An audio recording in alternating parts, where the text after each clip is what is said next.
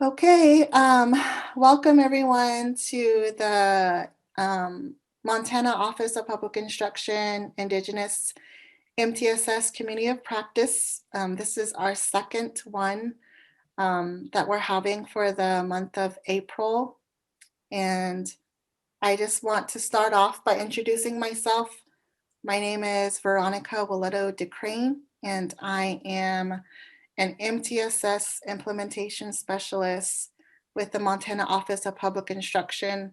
And the schools that I support are schools that serve American Indian students in Montana. So we wanted to start this community of practice to bring together schools that are serving Native students and that are implementing MTSS so that um, there could be a network of support and just sharing of ideas and celebrating um, different successes that you all have going on in your schools. And so, what we usually do is we invite some guest presenters and they come and they share uh, what's going on with their school. And we usually have a different topic every month. So this month's topic is on consensus and commitment, which is one of the essential components of MTSS. And so the special guests that we have today are Roxanne Not Afraid and Jana Bruce, who are from Hardin Primary School. So they'll be presenting on um, this area of consensus and commitment and creating buy-in at a building level at their K2 school.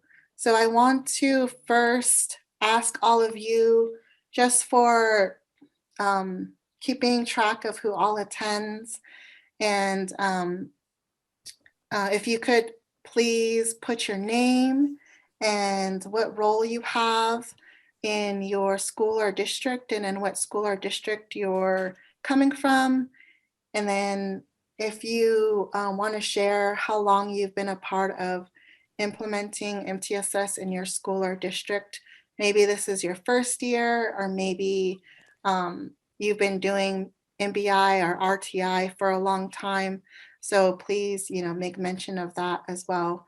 Um, just kind of want to recognize people's collective experience around implementing tiered supports. So even if it's MBI or RTI, please share that in the chat. Um, but welcome all of you and thank you for joining us. And before I hand it over to our presenters, I just want to give a little bit of a background on consensus and commitment.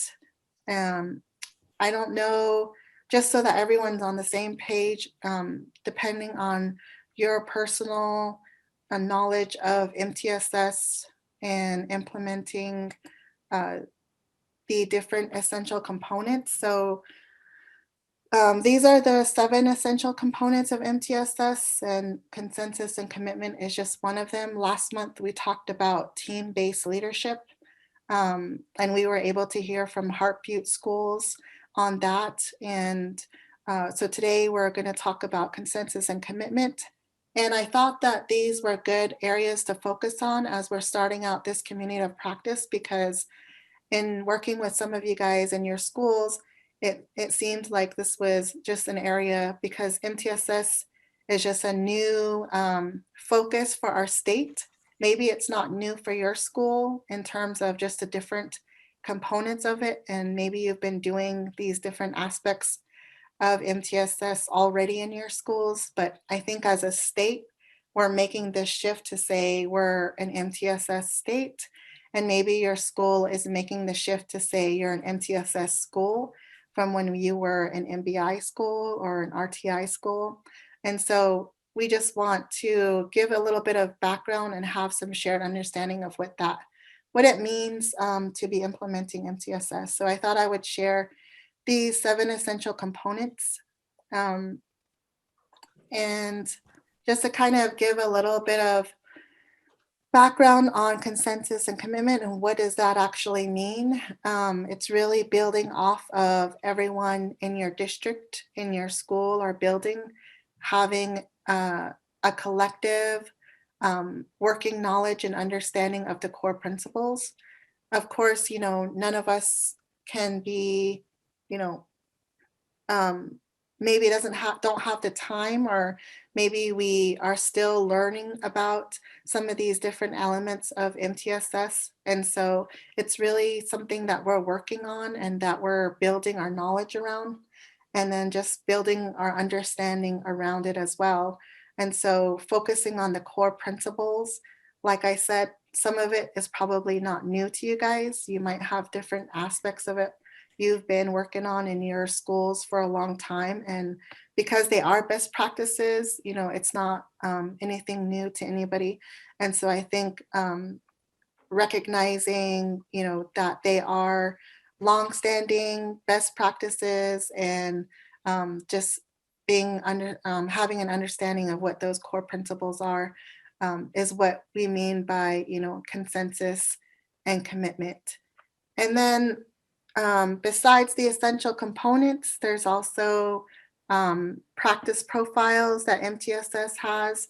It's really like a roadmap to kind of show you how to, what are some steps you can take? How do you know if you have consensus and commitment? What are those, what is that rubric that we can measure that around? And so a couple of those things that we can look at in terms of consensus and commitment is that 80% of your staff have agreed to adopt the MTSS framework throughout your district, and that your administrators are committed and actively engaged. So in our practice profiles, we outline a couple of things that can help you figure out whether or not staff are on board.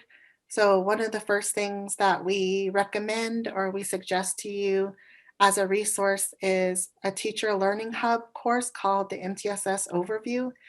And everyone in your school district can complete that, can get a sense of what MTSS is and what it is that you mean when you talk about tiered supports and the different essential components. And then there is a survey that you can actually have your staff take. And when they complete the survey, they can let you know whether or not they are on board with MTSS and whether or not they feel like they understand what it is. And so that's kind of how we've defined commitment, is that 80% of your staff complete the survey. And then of those that completed it, 80% or more are on board with adopting it. So those are just a couple of tools that you can use when you're trying to figure out where your school is in terms of consensus and commitment.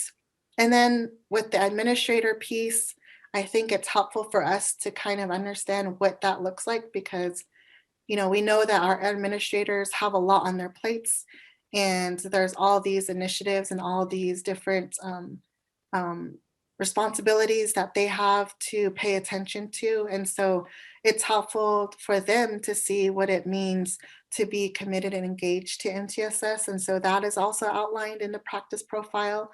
And so these are four elements of that. One is that they have helped to establish a leadership team for MTSS in their building, in their district, and that they have set up these meetings for their leadership team on a consistent basis on their school calendar, so that they've carved out that time um, set aside that staff can meet for to address this.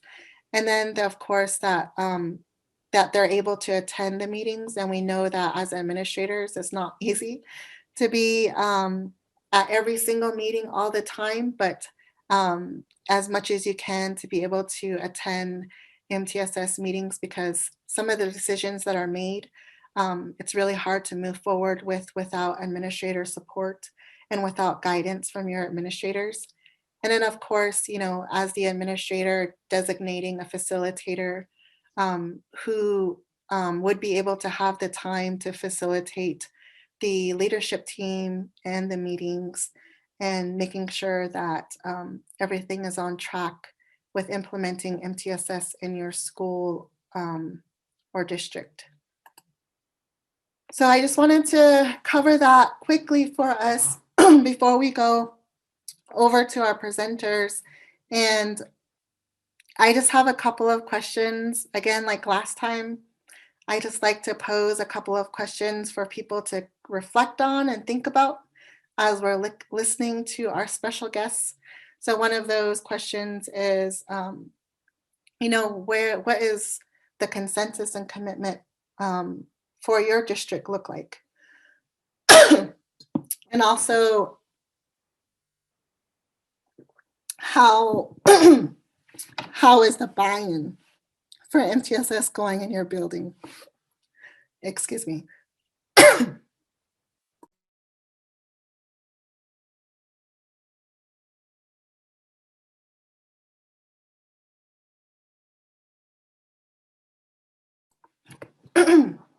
Sorry about that.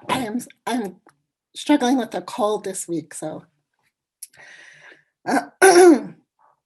So our guests today are Principal Roxanne Not Afraid and MTSS Facilitator Jana Bruce, and they are going to rescue me right now and my voice. So I'm going to go ahead and pass it over to them. And they're going to share about their experience with trying to build buy-in within their building at Hardin Primary School. Sounds good. Thank you, Veronica.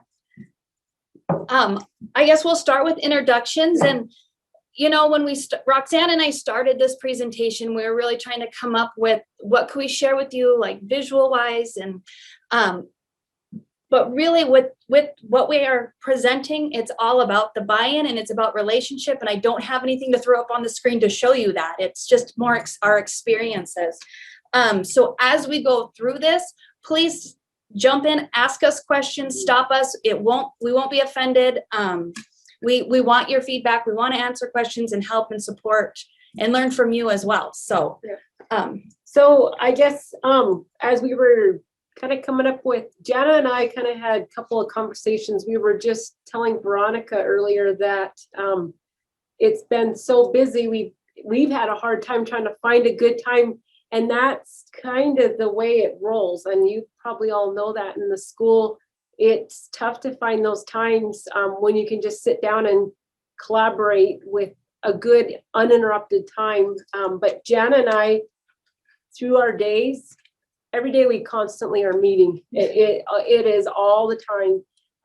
But before we get to kind of sharing what we kind of drafted some things as far as what did we consider as what staff buy-in looks like and where we are. Some of the introductions, I guess, that I can share out with you. I'm just now completing 20 years in the education field. I have 12 years in the classroom and getting done with 9 years. I'm getting into my 10th year of administration, and it's been a really good learning experience. I'm learning constantly. So I'll let Jana kind of share about who she is and her experience as well in her introduction. Sounds great. I'm Jana Bruce, and I actually am from Hardin, born and raised, and I started my career actually in Laramie, Wyoming, and we worked with the PBIS, which is very similar to our MBI. And I spent my time there working in an alternative, kind of like a residential day facility that was a part of the school. I was there for 5 years, I think. And then I actually was asked to come back and help start a behavior program here in our district. So that's what kind of brought me home, and that's what I've done ever since. So, yeah. So I guess we'll just jump right in. We kind of laid out some areas and key points, and we'll just stop. And if you guys have questions, just ask, put it in the chat box, and we'll kind of keep checking through it. Otherwise, we'll kind of go through and answer questions or dialogue that you have. As we kind of took a look, Jen and I sat down when we were looking at how did we get buy-in? And that's a big, big question. How did we get buy-in? It actually takes individuals to stop and really, you can't do it overnight, but I had to really think about, since we were invited to be guests in this discussion with MTSS, a good reflection process. And I'm sure glad that we got invited to do this, because it's actually asked me to look at, okay, where are we at right now? Where did we come from? And where do we want to keep going? And Jana, when she explained that she was asked to come, and we actually recruited, the district did recruit Mrs. Bruce. And when we were at that stage as a district, we were actually looking at having a framework in our district to support the need for our students, support the need for our teachers and our staff and our community with behavioral supports in that framework. I think as a district, we had been going through the processes of RTI and what it looked like in the pre-referral, referral, interventions and processes on academics. So our academics, we were getting a good feel for, but our behavioral was coming to a point where we were looking at areas, and this was concerns across the district. We were looking at things like attendance. We were looking at attendance, academic. We were looking at behavior, safety concerns, burnout with staff. That was another area. And then just kind of that school climate, that negative, we were looking at areas of what it looked like and felt like with the climate in those school and learning places. The other area was just that essentially when students were coming through the grades and going through, that dropout rate when they got to middle and high school. And that dropout rate was starting to become a bigger and bigger concern for us. And then just that I guess our community, that community trauma, the things that were going on in our area. But we were looking at pieces of area, the wraparound resources that we had and what's still there and what we're limited on, just right here in our small community. And I guess I didn't share my introduction there. Hardin Primary is one of the buildings in our district. And when I say community, we're very unique in our area because our district serves multiple communities. And a lot of my students can come from communities in Lodgegrass. They can come from communities in the Muddy Cluster area. They can come from communities in Crow Agency area. They can come from communities in Lame Deer. So St. X, Fort Smith. So they can come from multiple smaller communities and then come into town, into primary in Hardin. So our diverse area is very unique, but yet we still consider ourselves, everybody kind of knows everybody still. Mm-hmm. So we're very unique in that area, but you kind of have to know where everybody is as well. And like Jana said, she grew up here in Hardin. I grew up in the area as well. And I'm from Lodgegrass area, but I went to the Hardin School District, and we're very familiar with the multiple communities. And we do understand and know that those resources were limited and still are limited. But those were the areas that as a district as a whole brought about that need for, okay, we've got to get going into something else. The other struggle that we really had is when we had a child that was, demonstrating intense behaviors, we didn't have that support. And really, we want to keep those kids within their communities, within their families. And what was happening is we were looking at sending them other places. and then that wasn't a fix all, because they come back and we're kind of where we started. So really our district was looking at how can we wrap around these families, how can we wrap around the staff, how can we support these kids and keep them here in our school. I was really fortunate because when they did ask me to come in, our school had already established MBI, so those tiers were already in place. But what was happening is when I came in, we were looking at more of our tier 3 level. How can we support these kids and keep them in our school? What we had was called a positive behavior classroom, and I was running that. We were looking at our RTI for academics. We had a team for MBI, we had a team for academics, but we weren't really connected. And because of that, we were having kids removed from the classroom that were disconnected from the school. We were having staff not wanting these kids.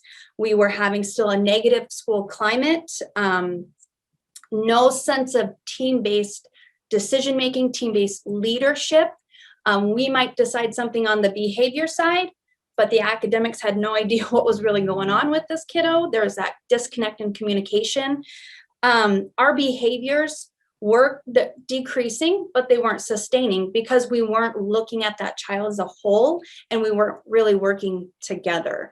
And that's really within the last couple years, we started working towards more of the MTSS process and looking at our kiddos as a whole and what we can, how we can support them. What we started with was going back to square one as within the universal and that beginning level, and how can we support our staff?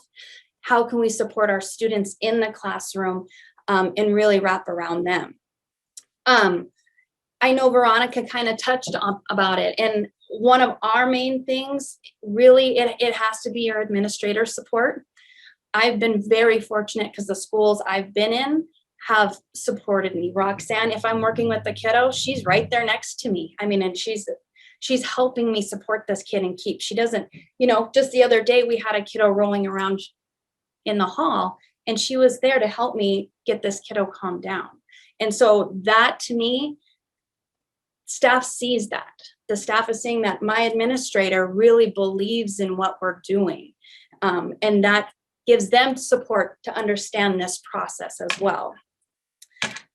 So another, I guess, area to kind of go off of what Jana kind of shared with the that disconnect, and going back to that universal. No matter, I guess the way you look at how to buy in staff or your administration team, or even if you were to look at it, in our region or our area, it all goes back to the universal. You've got to start back at that universal piece.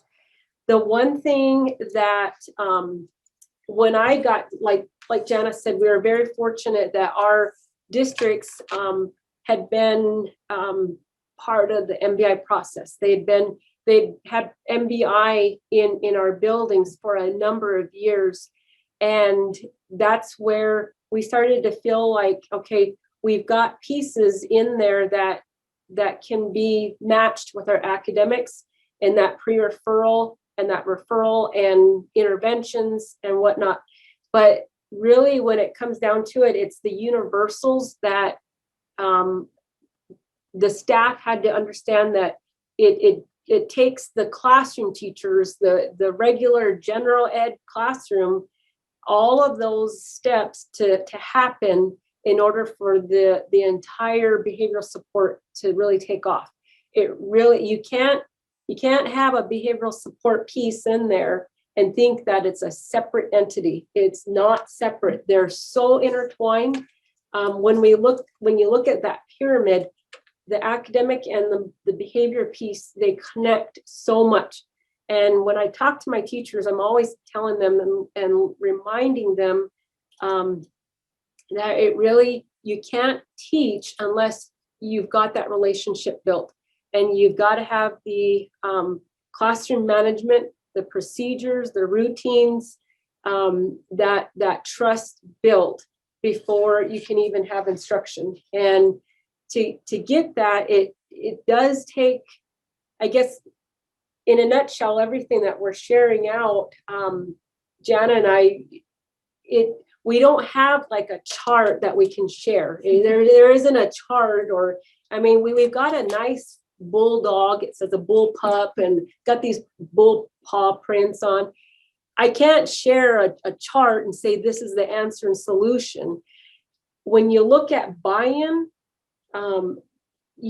it's an ongoing process. It goes all the time, and you're going to have, it takes time. It takes time to get there, but it's an ongoing process through the entire piece. It takes everybody to be on board. And when we started this process, it really goes down to looking at the data, being real clear about where we are and not try to hide anything. Ownership. I know Veronica talked about the survey. We do take a lot of our surveys within our building, and we look at areas that the staff, they don't feel like we're there yet, and address that.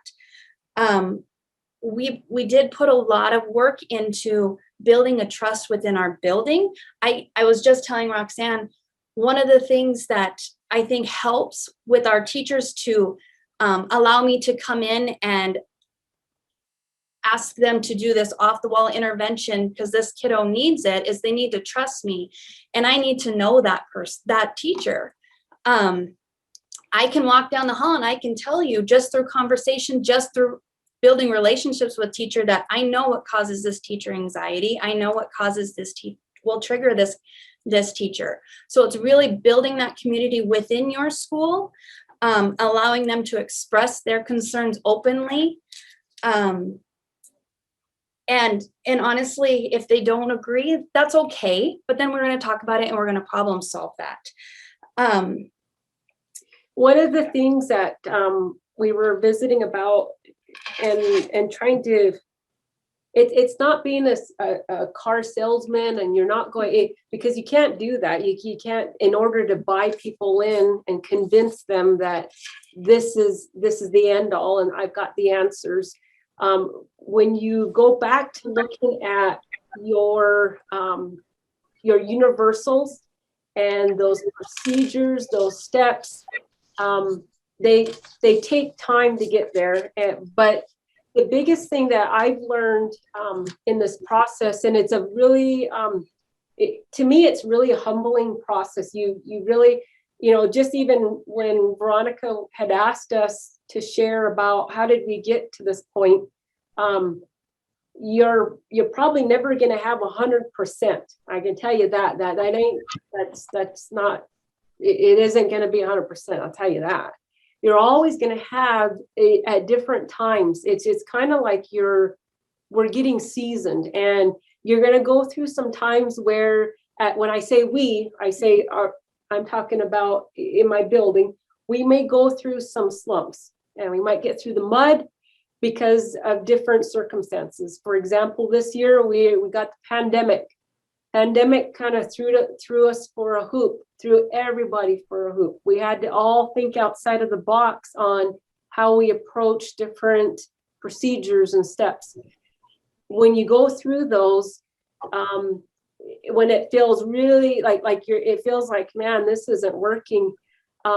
Trusting the process. If everything's in place, and you trust those shared individuals that you have in place, guess what? You do come out of it. You really do. I don't know how it works, but other than, I guess, just by knowing who you are and knowing the people that you work with and that trust, you do come out of those and you do come through, but it just kind of takes time. But you've got to, I know there's instances where it's made me think outside of the box, and it's made me make decisions that I probably wouldn't have made that decision or given an approval to.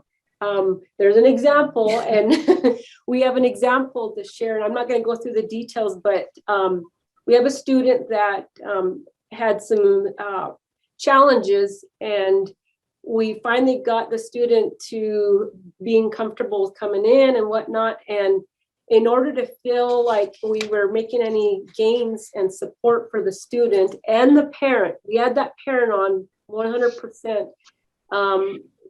Mrs. Bruce asked me, well, could, maybe let's do this. And so she showed me a plan of what we were going to do. And my first thought was, I was thinking with my head on this part, and it was, oh no, that's kind of scary. But then when I had to reflect on it and think about everything, I then asked her about 20 questions to what she was proposing. No, it was like 45 questions. It was a lot. And that's just me. I'm one of those ones that has to take everything in. When you do those 4-direction protocol exercises, I'm the one that takes every detail in, and then I process it before I make a good decision. And that's what I did. And I actually had to use kind of my mind on that decision, but I also had to, I guess, lead with my heart on that one. So I had to take a combination of the two. And will some of my fellow administrators agree with me on it? Probably not. But guess what? I did it because it was for the best of my student. And if you always put your decisions with your student, you won't go wrong, as long as there's safety in it and everybody's safe in it. And those were those 45 questions I asked her. And when looking back, this student right now we're working on, and he's making progress, and we're doing good. Now he might have a day or two that he's, it's rough for him, but we're far ways from what we were at the beginning of the year. We're a long ways from that. And so when you reflect back to those things, you can't be black and white on those decisions. It's kind of like, okay, I got to trust the team. I got to trust my staff on this, and then it works. And I think those instances start to drive that buy-in. It's part of the buy-in. I know that question is, how do you get buy-in? It's a multitude of things. It's taking staff climate. When you do a climate survey, those are surveys that you got to be able to take the survey and feel comfortable with knowing that some of those questions are going to be directed at the leader, and it's okay. It's okay. It's all right to take a look at those scores, because you've got to reflect on it. And if the scores are low, then you're going to have to take it for what it's worth and figure out why are they answering it in that manner. And so it deals with surveys, it deals with data. We've talked about over this year, our academics have always been data driven. We've always been data driven. This year, with the pandemic, it's really affected the way our outcomes with our data. And I know we're not the only ones, everybody else is, but we help staff and move right along.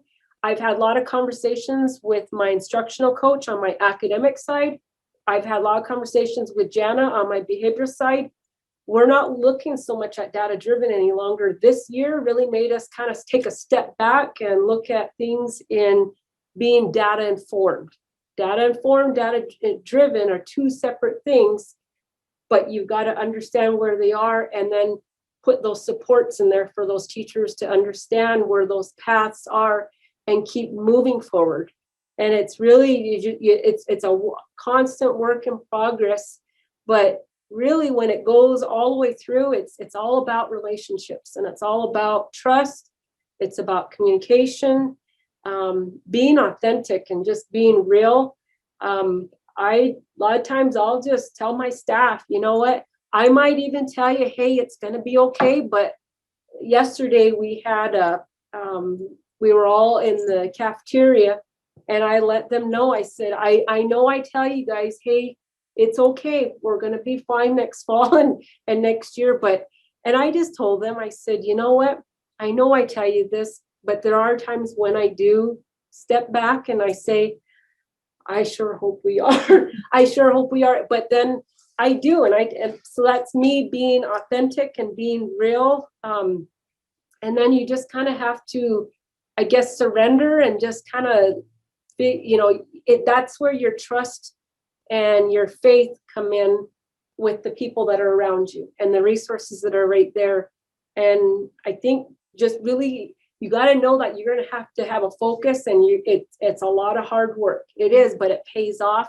But you're going to have you got to do the work. You really have to do the work. And I will tell you, even us reflecting on this has reminded me that, man, I got to do this, I got to do that, I got to do better here, and I got to do better there.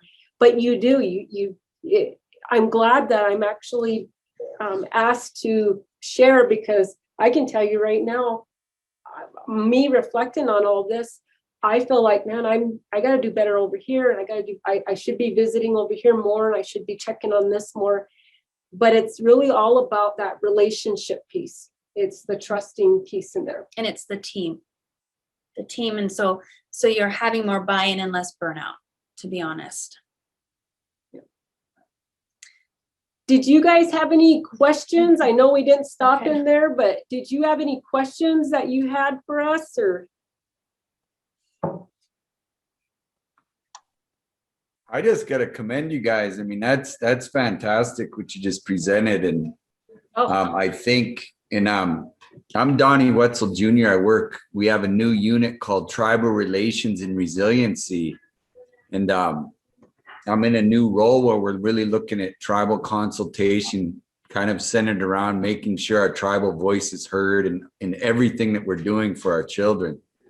And we came up with that name Relations on purpose, because I think we overcomplicate things so much, and just comes down to relationships, and we spend a lot of money on outside programs when it just comes down to relationships. So I commend you on that work. I mean, it's absolutely great to hear all the good things you have going. Thank you. It's still a work in Yeah. progress, but Yeah. thank you. I know with, I guess looking at, like when I was going through like the cultural piece or identity, when I look back, I was looking back through some of our action plans over the years this past weekend. And when I look through there and looking at our data, looking at our CNA, there was a couple of CNAs that we did recently. So I was looking through the data, and I guess, like I said earlier, I'm kind of in a unique location and locality, but it really is kind of this whole area. But I guess where our school sits, and I have to bring that to the table to let you guys know that it's very unique. Where Hardin sits and Hardin Primary, like I said, we come with the student population is from various areas. When I look at my bus sheets, I have 2 bus clipboards, and those bus clipboards go for all the different routes. I mean, there's close to 20 some routes, and they go all over the place, all over the county. And when I look at those counties and those communities, our school sits on we're a border town to the reservation. And my students come from 2 reservations, Crow Reservation and the Northern Cheyenne Reservation. Those bus routes that go all over, they go to those communities. And when I sit with my staff or visit with parents or visit with the kids, you've got to be, when I guess when I read some of the questions about being culturally sensitive or that cultural identity, and when I look back at my data and I look back at our action plan, I noticed a word in one of our steps in that action plan. And when we wrote it, it said all. It said all students, and all was capitalized. ALL was capitalized. And that is the key, I think, when I don't separate my students from those communities, my staff, it's everyone. It doesn't matter where my students' cultural communities, I have to look at the whole child. I have to look at the whole community, because they all come from various backgrounds. They all come from various areas, but yet they're all connected. We're all still connected. And when you come down to it, we're all people. It doesn't matter where you're coming from, whether you're Northern Cheyenne or Crow, if you're coming from Bighorn County or Yellowstone County, they all come from different areas, but it's being mindful and respectful to all, everybody. So when I look back at that action plan, I noticed that word all in there. And I really have to, I think if you separate those pieces, it won't work. You got to be mindful, but you just got to be aware that there's different pieces in there. And I think when you recognize those strengths in those areas, you know who to go to. I know I can count on certain individuals in my staff, and I'll go say, hey, what's going on over here? Or, can you call up so-and-so? And so those are your key players that you know of, how you can make those connections and networking to those different areas and communities, so you can put that together, because you got to know where your kids are coming from, and you got to know who they are and those relationships. So I really think when you look at the cultural identity piece, it really is, it's all, you can't separate that out. It doesn't, you got to recognize and be respectful to all identities to that. So I guess if there's any other questions or comments that you guys have that we can answer, or I know buy-in's a big piece to the MTS process. Like Jana said, we've been really fortunate to have over the years some really good key individuals to get us to where we are right now. I really will have to say we've been very blessed. A lot of key players that are retiring soon. I know that are retiring soon, and people that actually have actually now are in different districts and have left, but they've set some things in place that are there that really have helped us to become where we are right now. I know something that Jana mentioned earlier this morning. You were talking about your framework. If that individual is to leave or get promoted or go into a different role, that framework, if it's true, that sustainability will keep in place. Yep. But if it's that one key person that has left, it'll crumble. If it's just one person doing it. And we've seen different approaches and different things over the years in the district, and different things. We felt it too. We felt it. We knew. And if pieces are all right there, like I've heard from one of my colleagues before. He said, hey, we're replaceable. He said, and he reminds me about that every now and then. And what he's trying to kind of explain to me is, put everything in place so that way it can be sustained. That way, if you're not there, it still can keep going. The things that you've left there, it still can be sustained. And he kind of says that to me now and then. He'll say, we're replaceable. But he's meaning it, and we've talked about it, but what he's getting at is having sustainability to what you've put in place. That was a good answer to a question that I actually had was, how do you sustain your buy-in? Because I know you guys have, gone from RTI to MBI, and now you're doing MTSS, and you're saying people are more willing to do MTSS because they know from past experiences that these tiered supports work. But I also was wondering, thank you for answering that. But I was also wondering, there's always, like you're saying, there's always going to be like that 20% for those staff that are just like you know, because I think we're getting used to that in some of our schools of just like waiting for the next new thing or the next big thing to come through, you know. So how do you, those hard to reach people, do you just like move forward and just like, you know, what do you do of those, you know, with those staff that are like not convinced? And maybe like, maybe they're the ones where that are getting the most write-ups because they're not following the universal, um, you know, system that you guys have put in place. We kick them out the door. No, I'm just kidding. So, I think on my side, again, it really does come back to building that relationship with that staff member, making a connection with that staff member. What I've found that a lot of times those people that are resistant is because they have anxiety to think outside the box, anxiety to, it's kind of, it makes them uncomfortable. And so really getting to know that person so they can be, like we were talking earlier, vulnerable and be able to express that stuff.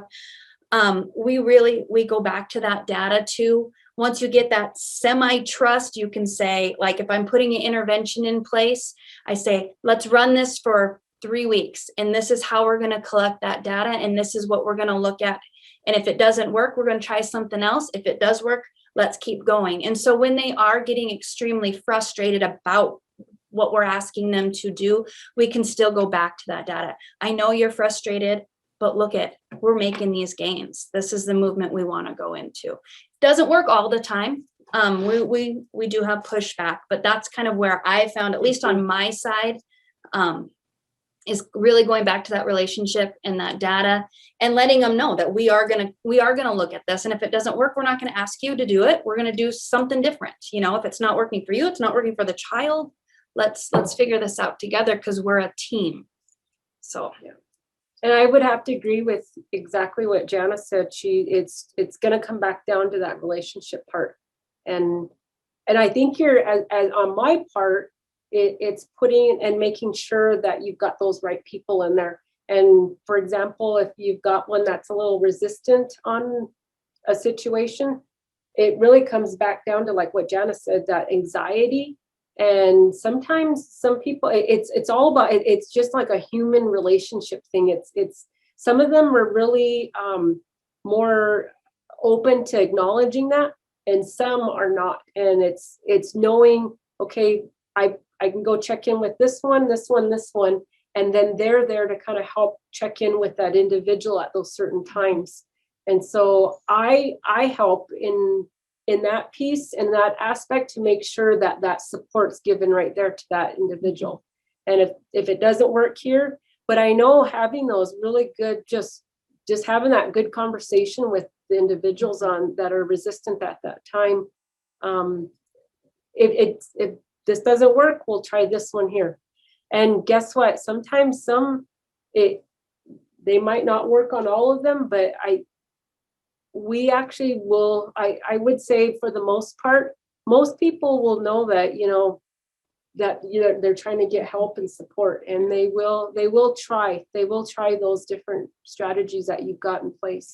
And one thing is too, I'm actually dealing with this with one of our staff members who we just got a student he's a tough kiddo and he's coming along.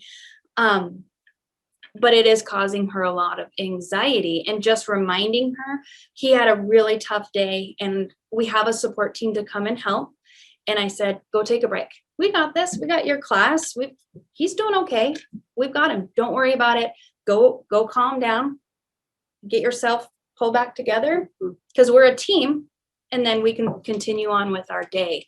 And that's hard. That's hard to give up that control, especially within your classroom. But I think letting them know that we're all human, we all need to take that second, and we all need to rely on each other because we're a community and a team, that it's okay to do that. So. And you won't get 100% all the time. You're not, but I think when you make that effort, what happens over time is that percentage it increases, because I think other individuals and other staff, they see the efforts that you're trying to put in place with that framework. And it does take time, and it makes you vulnerable. It makes you uncomfortable. And I think it's just all about change, because it's so different the way we went to school and the way we learned, and giving that behavioral support. It's different. It's way different. And I think it's just being uncomfortable and knowing that, okay, I've got a safety net, and I know that there's individuals that are going to help me through it. And it has, and I like how Jana discusses with those teachers and gives them the support about it has no reflection on your teaching. You know, she'll say that a lot of times. She'll say that with them when she's visiting with them. It has no reflection on your teaching, because a lot of times old school tradition teachers think, it's just about reading and writing and, you know, math, and that's about it. But it's not, today it's a whole different ball game, and behavior is a big piece in it. But when we let teachers know that, hey, you are still a great teacher, this student just comes with some of the challenges that we're going to give the student here with this support. And I like how she explains that to the teachers. And she also, I really like how she will tell a teacher now and then, when we're looking at their data for a particular kid, we're doing check in, check out or something. And she'll say, you know, I'm just letting you know, it's gonna get worse on the data. It'll look worse and it'll even feel worse before it gets better. But to me, that tells me she's just being real, and she's being authentic, but she's telling you how it's gonna look. And she's giving you a predictability for that teacher and that support staff right there that are working that team. She's telling them right there that, hey guys, we're gonna be going for a little roller coaster here, but it will get better. We just stick to it. And if that doesn't work, we change our game and then we keep going again. But I like how she makes the path, she lays that path for them. And what that does is give security back to that teacher and back to that team. And then when that team goes through with that, what ends up happening in the end, and at the end of the year or whatever, in the end, that teacher and that individual, they actually start to trust, which then turns into buy-in. It turns in, everybody then starts connecting to it. So those little rough patches that you go through, all of those little rough patches, actually, they're all well worth it. They're tough, but they make us have gray hair and everything else and age, but we get through it. And in the end, it builds trust, and it builds that team community piece in there. And in the end, it really does create buy-in. That's the end all with it. But it's an ongoing, it's and I really think it's just because we're dealing with people, with adults, with the staff, we're dealing with parents. That's always ongoing, and we're always in different times and places in our life. Thank you guys so much for what you've shared. Does anybody else have any other questions for them? Or any comments? I kind of do. Uh-oh. I know it's getting late in the day. I wanted to ask you guys, with your relationship building, do you just kind of go with the flow and it happens when it happens, or do you set time aside for your teachers, staff to sit and visit and maybe have a meal or whatever? What are some of the things that you do to get to that point? Are you talking staff relation or student relation? Because there's kind probably staff for now. We do a lot of celebrations with each other. We do a weekly, like, hey, staff recognition, where we're telling staff, hey, this is what we caught this teacher doing, and they're doing a great job on that. We've done a lot of trainings on just activities, getting to know themselves, and really start kind of, like we've talked about, what triggers you. Think about your classroom. What triggers you in your classroom? And being able to have those conversations. Like before closure happened, which kind of all threw us for the hoop there. our staff development, professional development, early release Fridays. We've got, usually in a month, you got your 4 Fridays usually laid out. And when we look at our PD semester plan, we try to fill in those Fridays out by semester.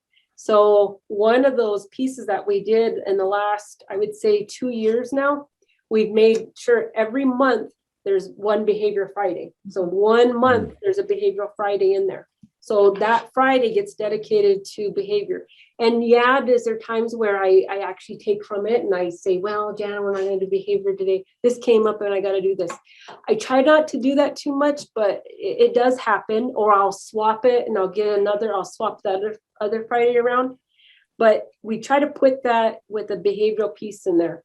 And it can be with data share out. We might put a protocol in there. We might do an activity with them in there. But the other thing that we came up in the last, I would say, year before the pandemic, we wanted to put in like a team building activity. And it's not one Friday a month, but we kind of sporadically put them through there. And I would say at least for sure, we try to do one a quarter. And something that's semi-relaxing. It's She had us fun. do hungry hippos on scooters in the gym where we had to lay on our belly. I mean, but I mean, you're paired and you're in a, it's very embarrassing, but the people that I didn't ever, some of my teachers that I never thought would have been in there that were on a scooter on their belly, they were laying on their belly and they had a milk crate and then they had 2 teachers both holding their legs this in the back, and then they had their milk crate and they were going after the balls in the middle of the court. You wouldn't even believe some of those ladies that were out there, and I was holy and aggressive and competitive. But in the end, what it is just fun team building exercises. And on top of that too, we do they do weekly grade level. So not only are they looking at academics, but we do come in behavior too. What can we support you with in your classroom? What do we need help? What do you need help grade level wise? What can we do? So building that relationship and knowing that there's always somebody there to help if they have questions. So did that kind of answer? I think, yeah, no, that's good. Yeah. You get so into that scheduling and making sure it's professional and you get so into that routine. I think sometimes we just kind of have to build in one of those pieces in there that we fundraised and we got a popcorn maker this past year. And sometimes we'll just have a popcorn day and it's on that staff development and we'll do popcorn and make sure everybody's got a bag of popcorn. I remember several years ago, we did paper tigers, I think paper tigers we did. And I remember we did that and, we made sure we had staff, we gave everybody, that time in there. We led up to that point, but we had, refreshments and we had things in there. We try to put some of those pieces in there. So there are times in there where they can have those serious times and conversations and they're kind of raw moments where you get to kind of visit with them. But then there's those other times where you're really out being goofy and having fun and doing things with them. But that's, to me, that's the fun part with the staff. You get to really, we had pie throwing contest on Pie Day.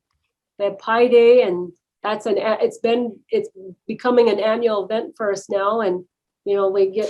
So what I really hear you saying is we're just giving them food all the time. Just make them happy and give them food. Simple. Yeah.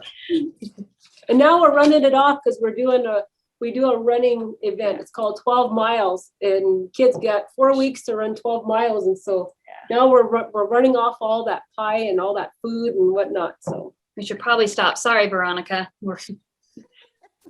I told you needed to hold a sign up to tell us when to stop.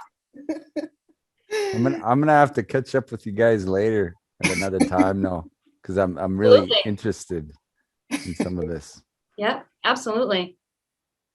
I'm gonna move us on to don't want to end that.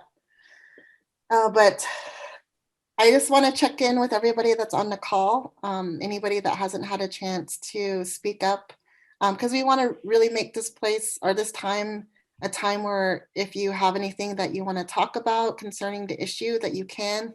So you have, myself on the call, but also, our presenters that are experiencing this. But we just wanted to share some questions with you to see if that kind of jogs something that you want to speak up about concerning your school. But in terms of consensus and commitment, what percentage of your building is committed? Maybe you haven't taken a survey, but maybe you can kind of guesstimate if you know your staff, or who isn't committed yet and why. And you don't have to tell us their names. But maybe just kind of think about that, who in your building isn't really on board with this MTSS thing. And then do you think that there's a building-wide understanding of the core principles of MTSS? Because I think part of that, really getting to a place where you can really commit to something is to really know it, right? And so, like, do you feel like your building, people in your building get it? Do they know what it's about? So I just wanted to give you a chance to comment on that. Anybody wants to? No pressure.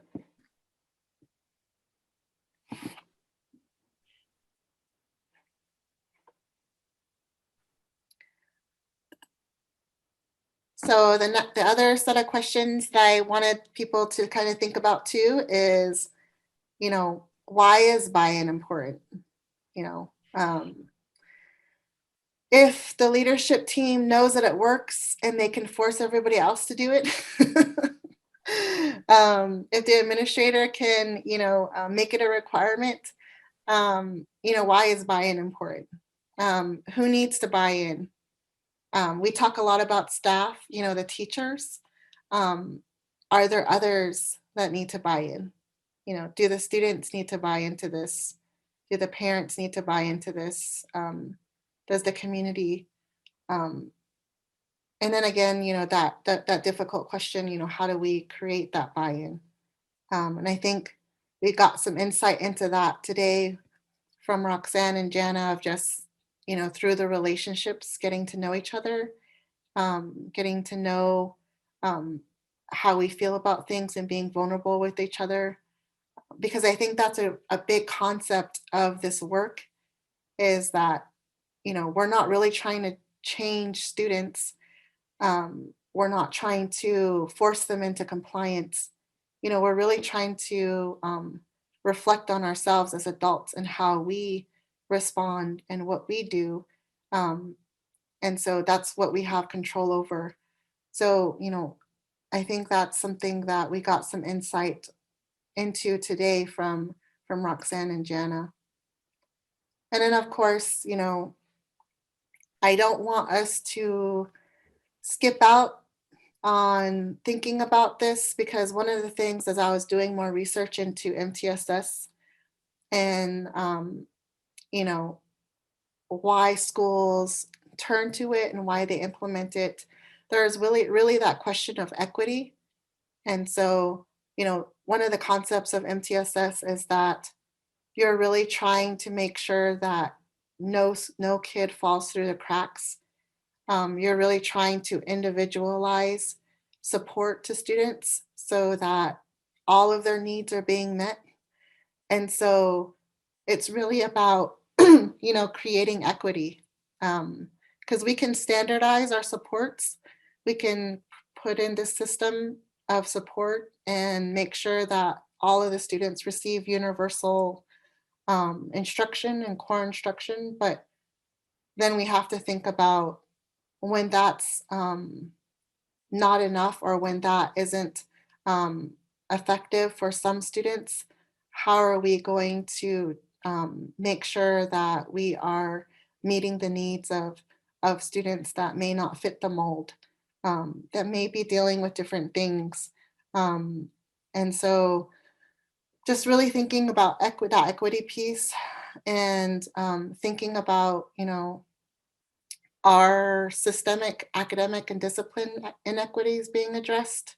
So that's one of the things that MTSS through looking at our data, we can look at, are there inequities that exist that our data is showing us, maybe by race or ethnicity, or by gender, and really looking at, what's going on in our districts around that. I know that Roxanne and Jana mentioned that they look at data specifically around Native students and also around students in transition, or some people refer to that as like homeless.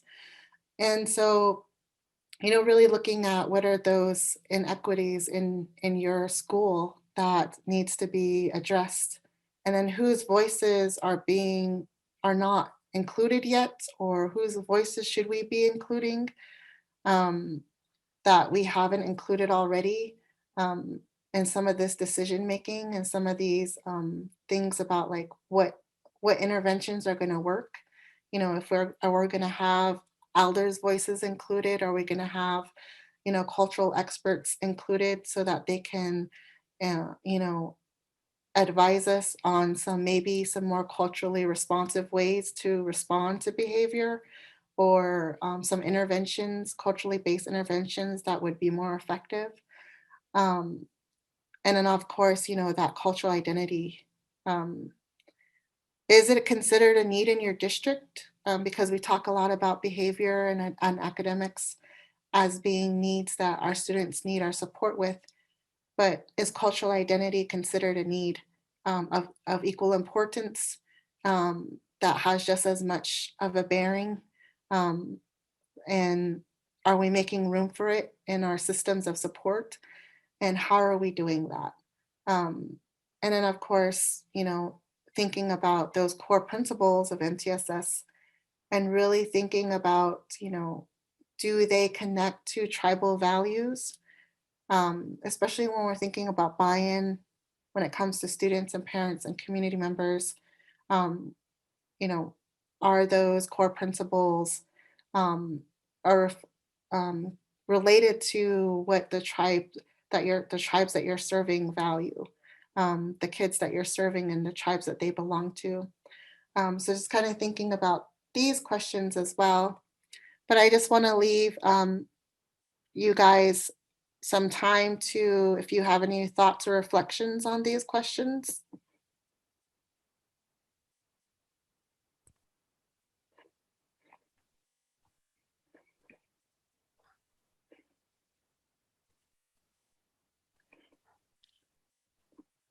I think we're overtime here, Veronica. So we're done.